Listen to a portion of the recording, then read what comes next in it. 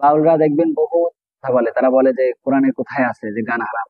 অনেক রকম প্রশ্ন তাদের থাকে, আমাদের মুখে তারা ছুড়ে দেয়। আমরা আলেমরা উত্তর দিতে পারলেও সাধারণ মানুষ তাদের কাছে একটা ভ্যাবাচ্যাকা অবস্থা পড়ে যায়। তো কোরআনে আল্লাহ তাআলা তো একদম স্পষ্ট বলেই দিয়েছে। আমরা যদি কোরআন খুলে দেখি যে কোরআনে সূরা লুকমানের নাম্বার আয়াতে আল্লাহ তাআলা একেবারে স্পষ্ট বলছেন, মিনান নাসি মান ইয়াশতারি লাহওয়াল হাদীথি লিয়ুদিল্লা আন সাবিলিল্লাহি বিগাইরি ইলমিন ওয়া ইয়াত্তাখিযাহা হুজুয়া উলাইকা লাহুম আযাবুন মুহিন। যে ওয়া মিনান নাসি মান ইয়াশতারি লাহওয়াল হাদীস, মানুষের মধ্যে কিছু মানুষ এমন আছে মান ইয়াশতারি লাহওয়াল হাদীস, অনর্থক কথাবার্তা ক্রয় ক্রয় ক্রয় করে বেড়ায়। কেন ক্রয় করে?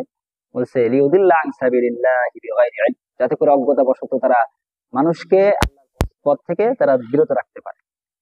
এই কারণে তারা এগুলো ক্রয় করে বেড়ায়। মানে অনর্থক কথাবার্তা, অনর্থক কথাবার্তা আসলে কিনা যায় না। অনর্থক কিছু আওয়াজ, ভঙ্গিমা, কিছু চাল চলন, এগুলো ক্রয় করা যায়।